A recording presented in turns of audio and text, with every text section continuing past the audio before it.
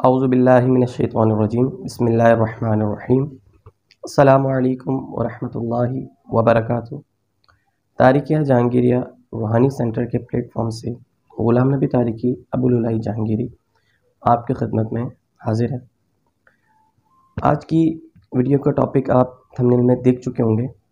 ایک بھائی نے سوال کیا تھا کہ ہم جو عمل پڑھتے ہیں یا ہم جو وظیفہ پڑھتے ہیں یا کسی عمل کی زکوٰۃ ادا کرتے ہیں تو ہمیں کیسے پتہ چلے کہ وہ عمل ہمارا کامیاب ہو گیا ہے؟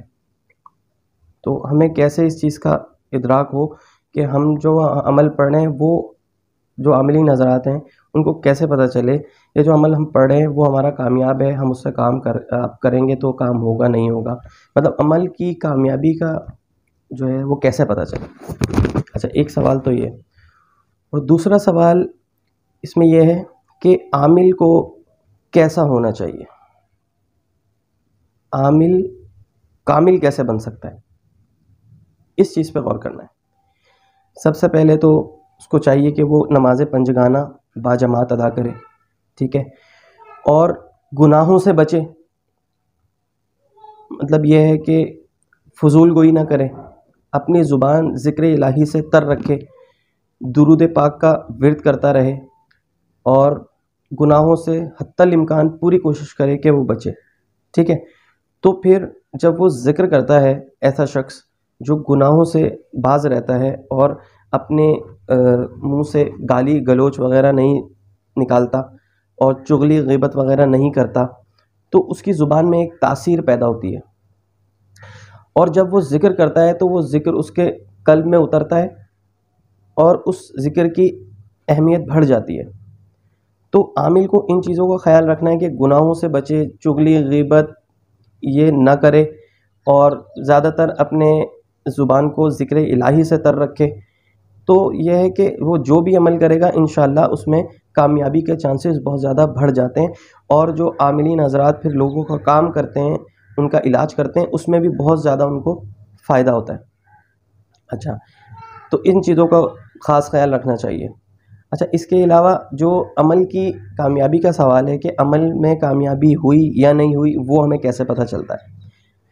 اچھا، اس کو آپ کو ایسے پتہ چلتا ہے کہ آپ کو اچھے خواب آنا۔ مثال کے طور پہ آپ کو مدینہ شریف کی زیارت ہو رہی ہے، مکہ کی زیارت ہو رہی ہے، کسی مزار کی زیارت ہو گئی، کسی بزرگ کی زیارت ہو گئی، ٹھیک ہے، تو اس کا مطلب ہے آپ کا عمل کامیابی، مطلب اس میں کامیابی آپ کو مل چکی ہے یا ملنے والی ہے اگر آپ کا عمل مکمل ہوگا، ٹھیک ہے۔ اس کے علاوہ آپ سبزیاں دیکھیں، سبزہ دیکھیں، مٹھائی دیکھیں، ٹھیک ہے، اور اس طرح کی کوئی اچھا آپ کو اچھی چیز فیل ہو کہ میں نے ایک اچھی چیز دیکھی، بارش ہونا دیکھیں، بارش ہونا بھی اچھا ہے، تو یہ چیزیں عمل کی کامیابی ہے، ٹھیک ہے نا۔ اس کے علاوہ اگر آپ دیکھیں کہ عمل میں ناکامی کی کیا صورت، آپ کو اگر اس طرح کے خواب آئیں کہ آپ گندگی دیکھ رہے ہیں، غلاظت دیکھ رہے ہیں، ٹھیک ہے، تنگ رستہ دیکھ رہے ہیں، اور یہ کہ آپ کے پاؤں میں جوتی نہیں ہے، اس طرح کے خواب اگر آپ دیکھ رہے ہیں، کوئی ایسی چیز جو آپ کو اچھی فیل نہیں ہو رہی، مطلب یہ کہ گندگی ہے اور آپ کہیں سے گزر رہے ہیں، آپ سے گزرا نہیں جا رہا، تنگ رستہ ہے، ٹھیک ہے، اور آپ کہیں سے گر رہے ہیں، اس طریقے کا خواب اگر آپ دیکھتے ہیں تو یہ آپ کی عمل کی ناکامی، کمزوری کی علامت ہے، اور اس سے بڑی بات آپ کو بتاؤں، رجت کی بھی علامت ہے۔ عمل میں جب آپ کو رجت ہوتی ہے تو سمجھ لیں کہ یہ اگر اس طرح کے خواب آپ دیکھتے ہیں تو وہ ایک عمل میں رجت کی بھی علامت ہے کہ آپ کو رجت ہوئی ہے۔ تو عمل میں رجت کیسے ہوتی ہے؟ جب ہم عمل کرتے ہیں اس میں ہمارے سے غلطیاں ہو جاتی ہیں، ٹھیک ہے، عمل میں تو رجت کا سامنا ہوتا ہے، اس کی جو روحانیت ہوتی ہے وہ آپ کے اینٹی ہو جاتی ہے، مخالف ہو جاتی ہے۔ جب مخالف ہوتی ہے تو پھر آپ کو شیاطین کا سامنا مطلب شیاطین چیزیں جو ہوتی ہیں وہ آپ کو تنگ کرتی ہیں۔ تو اس سے یہ ہمیں اس چیز کا خیال رکھنا چاہیے کہ ہم عمل کے قواعد و ضوابط کو سب سے پہلے تو سمجھیں، ہمیں پتہ ہونا چاہیے کہ ہم جو عمل پڑھ رہے ہیں اس کے کیا قانون ہیں، کیا قواعد و ضوابط ہیں۔ اگر ہمیں پتہ ہوگا تو ہم غلطیوں سے بچیں گے، اس چیز کا خیال رکھنا ہے آپ نے۔ جب ہم اس چیز کا خیال نہیں رکھتے، عمل میں غلطیاں ہوتی ہیں، تو پھر ہم رجت کا شکار ہوتے ہیں۔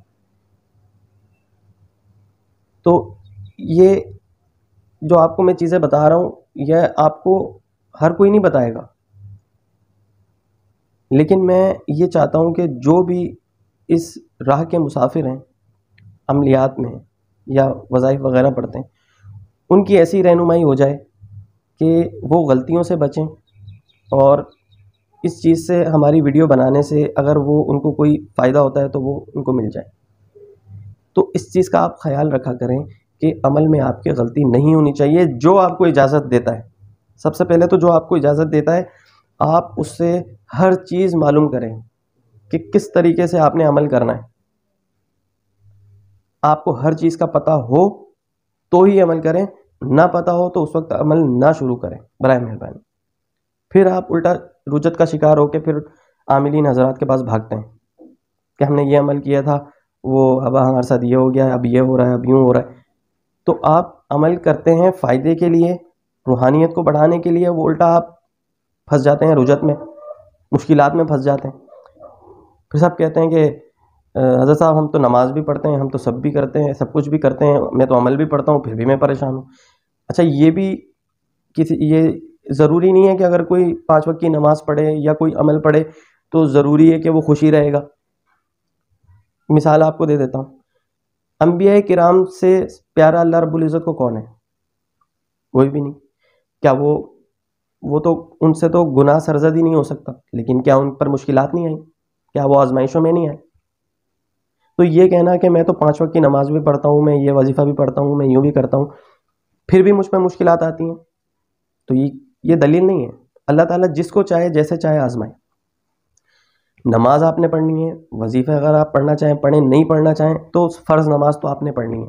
وظیفہ تو یہ آپ کے اوپر ہے کہ آپ پڑھنا چاہیں تو پڑھیں، نہیں پڑھنا چاہیں تو کوئی فرض تو نہیں ہے پڑھنا۔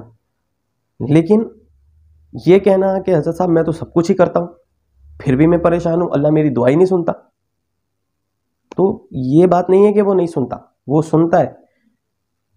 علماء کرام سے ہم نے سنا ہے کہ قیامت میں اللہ تعالیٰ جب آپ کو اجر دے گا نا اس چیز کا، کہ آپ نے جو دعائیں مانگی ہوں گی دنیا میں آپ کی قبول نہیں ہوئی ہوں گی، تو اس کے بدلے اللہ تعالیٰ جب آپ کو اجر دے گا تو آپ حسرت کریں گے کہ کاش میری دنیا میں کوئی دعا قبول ہی نہ ہوئی ہوتی تو آج مجھے اس کا اجر مل جاتا۔ تو دعا مانگنا نہیں چھوڑنی ہے آپ نے، دعا مانگیں، بالکل مانگیں۔ اللہ تعالیٰ سنتا ہے، یہ اس کی مرضی ہے کہ وہ کب قبول کرے۔ دنیا میں کرتا ہے تو اس کی مرضی، نہیں کرتا تو آخرت میں انشاءاللہ اس کا اجر آپ کو دے گا اللہ تعالیٰ۔ تو یہ کہنا کہ میں سب کچھ کرتا ہوں پھر بھی میں پریشان ہوں، دیکھیں آزمائش بھی اللہ تعالیٰ اپنے پیاروں کی لیتا ہے نا۔ ہو سکتا ہے آپ اللہ کے محبوب ہوں، وہ آپ کو آزمائش میں ڈالا ہے اس نے، لیکن پھر بھی آپ استغفار کرتے رہیں، اللہ سے توبہ کریں۔ ہو سکتا ہے آپ سے کوئی ایسا گناہ ہو گیا ہو جس کی وجہ سے آپ آزمائش میں، اللہ تعالیٰ سب کے لیے آسانی فرمائے۔ خیر، بات دوسری طرف نکل جائے گی انشاءاللہ۔ رجت کے حوالے سے بھی ہم ایک پوری ویڈیو بنائیں گے کہ رجت اصل میں ہے کیا، اور رجت کس کس وجہ سے ہو جاتی ہے، کیا غلطیاں ہم کرتے ہیں جس کی وجہ سے رجت ہو جاتی ہے۔ انشاءاللہ ملوں گا آپ سے نیکسٹ ویڈیو میں۔ السلام علیکم ورحمۃ اللہ وبرکاتہ۔